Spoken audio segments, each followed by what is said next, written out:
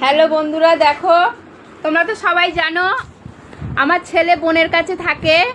আমার ছেলে আজকের বিকেলবেলা এসছে। আমার মা গেছিল বোনের বাড়িতে, বিকেলবেলা এসছে সারপ্রাইজ। আমি নিজেই জানতাম না যে আমার ছেলে আসবে।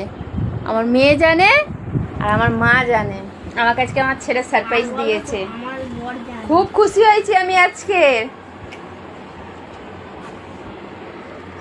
আর এখানটায় আমার মেয়ে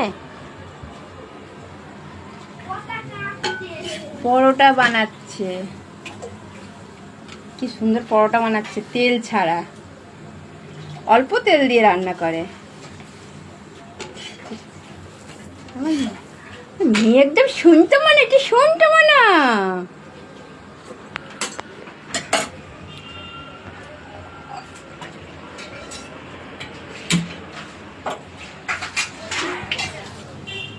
বাবার মতোই রান্না ভালো পারে।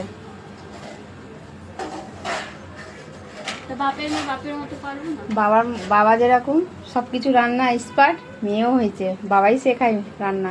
আমি তো রান্না বান্না ভালোবাসি না, আমি শুধু খেতে ভালোবাসি। আমার মেয়ে রান্না করে দেবে আর আমি খাবো।